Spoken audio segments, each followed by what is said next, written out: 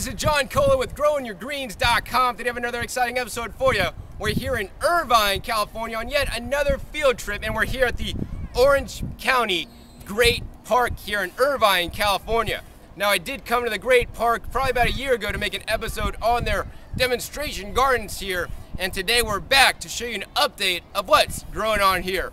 So besides the carousel, which is actually free, and the hot air balloon ride that you could go on that's also free, which is actually closed today due to high winds, which you may be hearing in the mic. They have an edible garden section, so if you come here, you not only want to visit those attractions, but also be sure to visit the gardening area where they will teach you how to grow your own food at home. Anyways, next let's head over to the gardening area to show you how they're growing food and how you can do it too. Now we're here at the Farm and Food Lab at the Orange County Great Park, and this is where they have their demonstration raised bed gardens and also show a variety of techniques that you can grow some food at home. In addition to just what they're showing here, they also have regular classes where they teach the public for free how to grow food. And actually they had a class just this morning on planting out the summer crops, because now it's just about past the official frost date for Southern California, and you could start planting out your tomatoes and peppers and other crops. Now, Northern California and other parts of the U.S. are definitely soon to follow, so I'm really excited about that. To learn more about the classes here at the Orange County Great Park, visit their website, ocgp.org. Now what we're going to do is we're going to go into the farm area, and I'm going to share with you some techniques they're doing that may be able to help you grow more food at home. This is the Farm and Food Lab, and it's growing the farm from 2 acres to 100 acres. This Farm and Food Lab is currently 2 acres, but they have the plan to expand this to 100 acres. And it says here that they celebrate the agricultural heritage by bringing food production back to this land. Now think about it, Orange County back in the day was like all orange groves and a lot of farmers here, but now the farmers have moved and the big cities and people, and Disneyland has moved in now. So this area is teaching people how to grow their food, and they're going to expand this. They're going to have a lot of demonstration gardens, agricultural fields, and even a tree farm. I think I saw some fruit trees planted in an area on the drive up. This is my second visit to the Great Park, and actually maybe an episode about a year ago I show it, but we're going to show you some new things that I didn't cover in the last episode that's new since I last visited, and also some other cool techniques that are going to help you grow more food at home. So first, let's go over here and check out some of their raised beds. In this raised bed, what they're teaching is what I teach, the square foot garden method. Now this is an oversized square foot garden. It's probably like 8 feet by 16 feet. I recommend definitely usually like starting out with a 4 foot by 4 foot or a 4 foot by X foot. So 4 foot by 6, 4 by 10, 4 by 12. I like to make my beds 4 feet wide, because if you're on either side of the 4 foot wide, you could reach in 2 feet, so you don't have to get into the bed and step on and compact the soil. In the square foot gardening method, we're planting things closer together than what's recommended on the back of the seed packet, so you can grow as much food as possible. And that's what I'm really into. You know, I teach production home gardening, not like, you know, a garden for a hobby. I'm teaching gardening so that you can actually eat out of and eat every day from, like the episode just a few times ago where I'm teaching you how to grow sprouts that you can eat and harvest on it every single day to have easily 1 pound of sprouts a day in your own home, even if it's not springtime where you live. In any case, in this raised bed garden, looks like they have some great things growing. Looks like they got some broccoli, cauliflower, some celery, some cabbage, some different colored chards here. Oh, here's a neon glow chard. Actually, I wonder if that glows in the dark. Some fennel and other things. Oh, and another thing I want to cover today is the unique trellising ways that they're showing here. Especially if you're growing the square foot method, you're gonna pack the plants in really tight and close. So that means you want to let them grow up, because you have a lot of airspace and you may not have a lot of real estate to let the plants sprawl out like they would like to if they were grown in a field. So here's a really easy trellis system you can use. They basically sunk just 2 stakes in the ground, one on either side, and they're using some concrete remesh. The remesh is very inexpensive at your local big box hardware store, and they got the remesh fashioned to the stakes with just some simple zip ties. So this makes a very quick and easy trellis that you can put up to support your plants, and actually relatively low cost. Let's move on and check out some other trellises they're using here. So here's yet another trellis system they're using to trellis up their grapes, but you could easily use a system like this for something like tomatoes or even cucumbers. Once again, they're using your standard stakes. They got them sunk in the ground, probably about, I don't know, 6-foot spacing or 5-foot spacing in between them. And on the end here, they got a hole basically drilled through the middle here, and they basically put some baling wire through it, and they run it all the way down, probably about every foot. And right here, once again, they drill the hole right through the stake, and they feed the wire through the hole all the way to another one, which they drilled yet another hole, and then finally they go around and feed it through the hole and then wrap it around.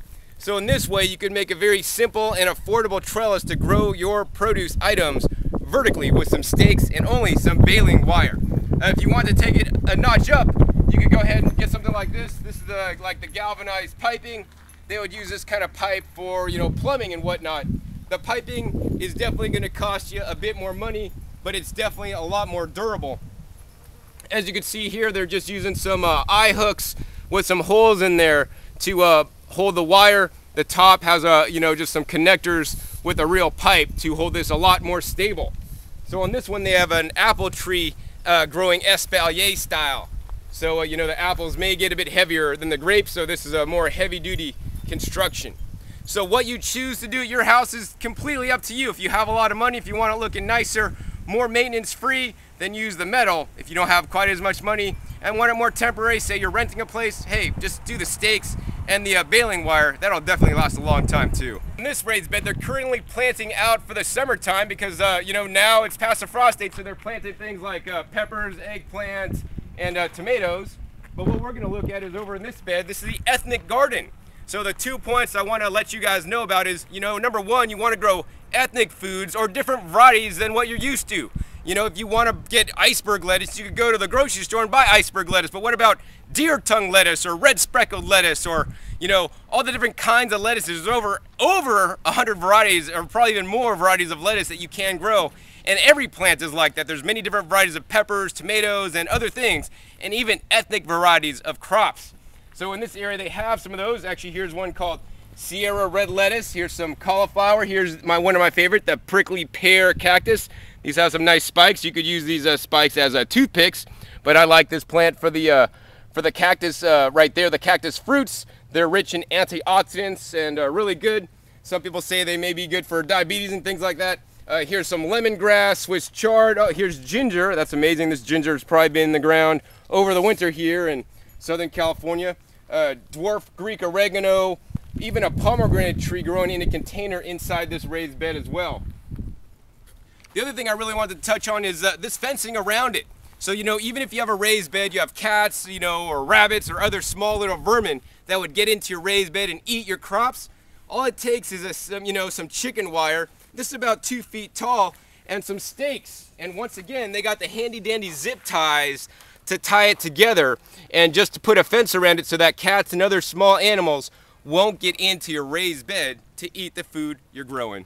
Besides the regular raised beds in the ground, right, they have easy access gardens, and I like easy access things. These happen to be easy access raised bed gardens. So these are literally elevated off the ground. You can see they built them with some 4x4 posts, and they got the bottoms on these. So this is a nice height. So like if you're in a wheelchair, can't bend over, these will take a little bit more time and energy and materials to build than a raised bed in the ground. But these can be beneficial if you don't want to bend over or have things like animals or bugs and pests that would get into your raised beds. So once again, this is about maybe 3 feet, 4 feet wide, and they have a variety of things planted in here. And it's about a foot deep. So in general, I recommend you make your raised beds a foot deep on average. Could be less, and could be more, but in general, 12 inches is definitely deep enough.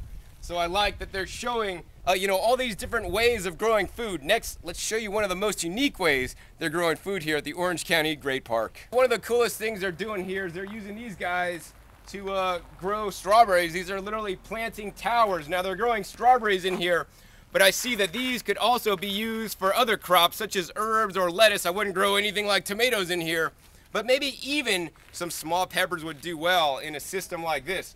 Basically, this is growing smart. This system allows you to put literally 30 plants in just, a few square feet of space by using this setup.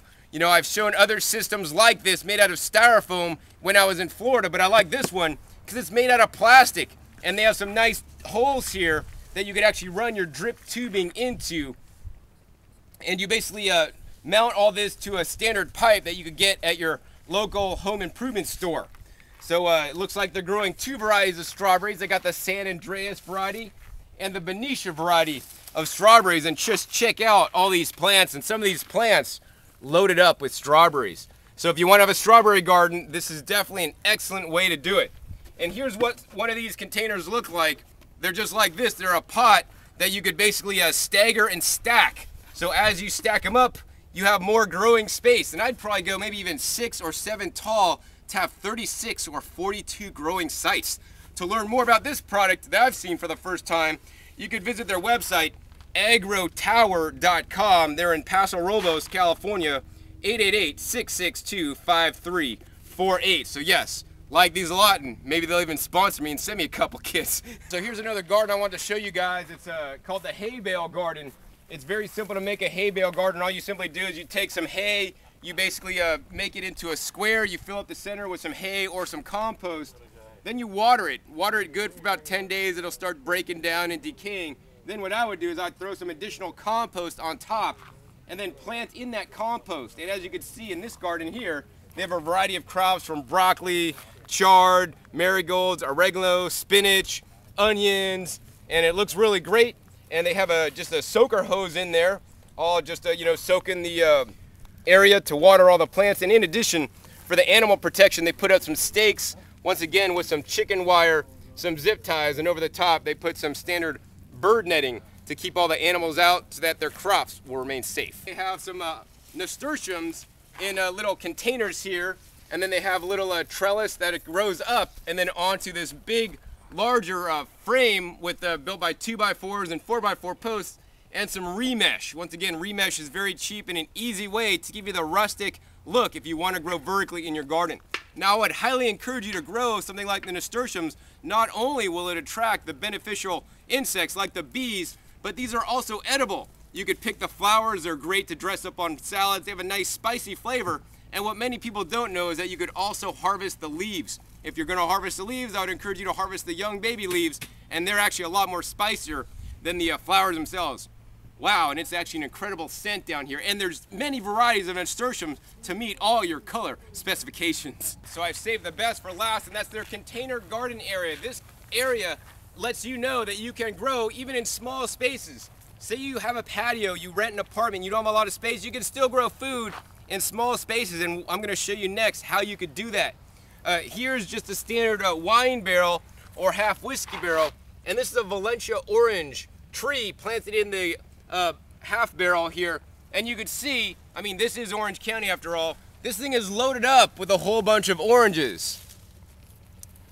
So while container culture is not optimal for trees, certain trees will do well in small containers. So you want to check with your local tree farmer or nurseryman to ask them what trees are going to grow best for you in a container, if that's what you need to do.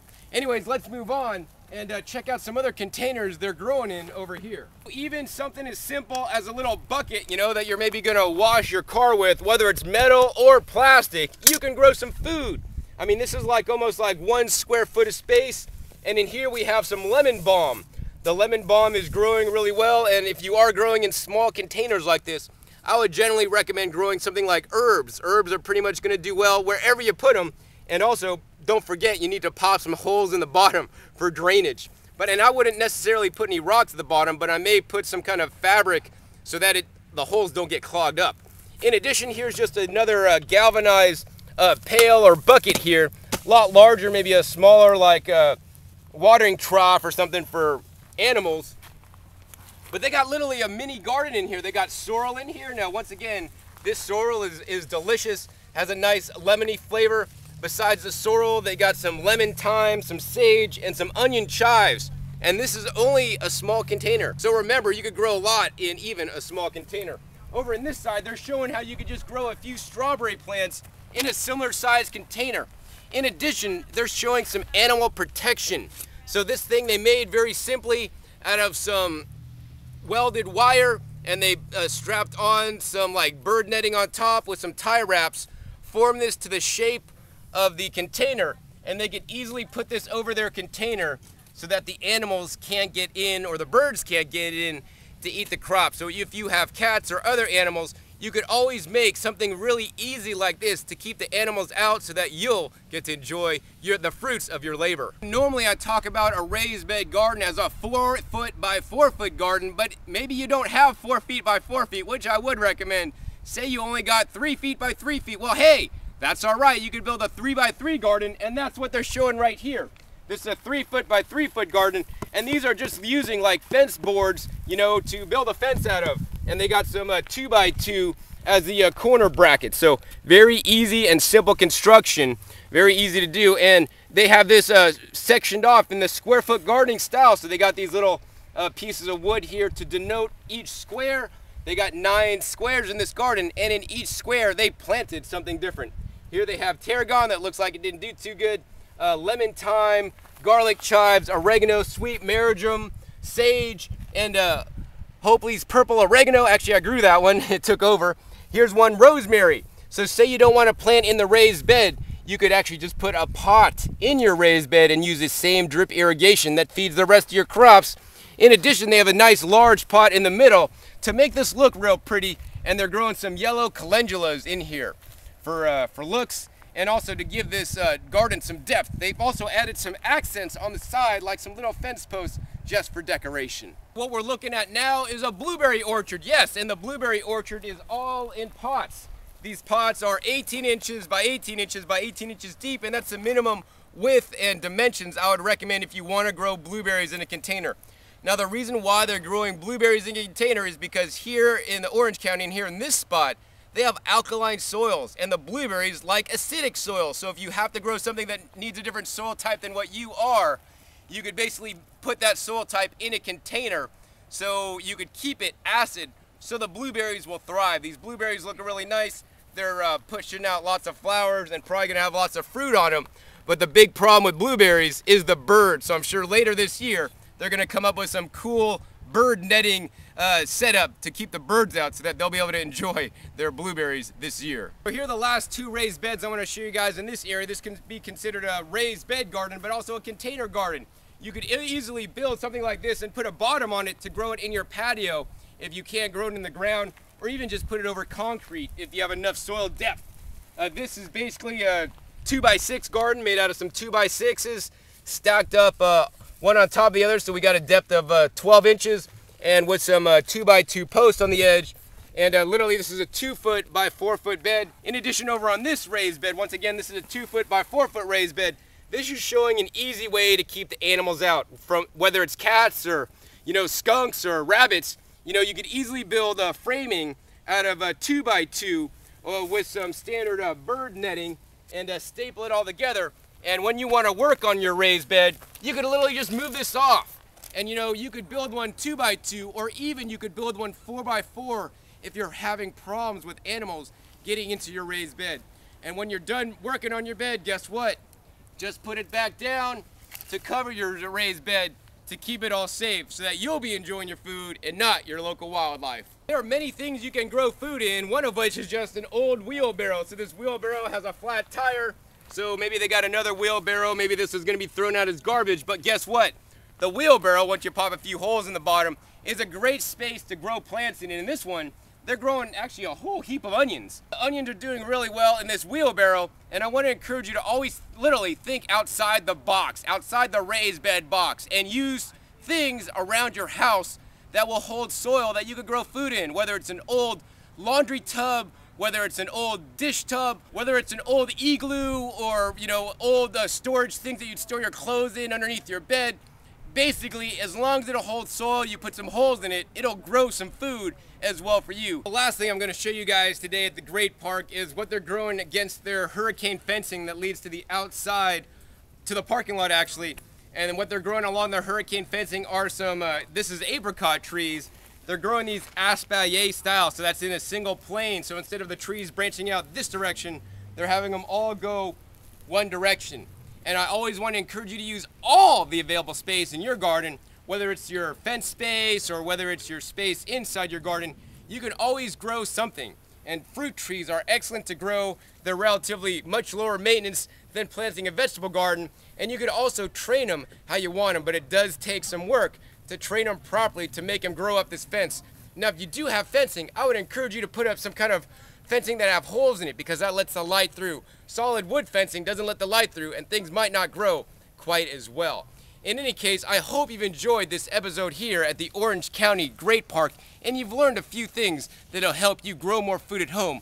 Once again, my name is John Kohler with GrowingYourGreens.com. We'll see you next time, and keep on growing.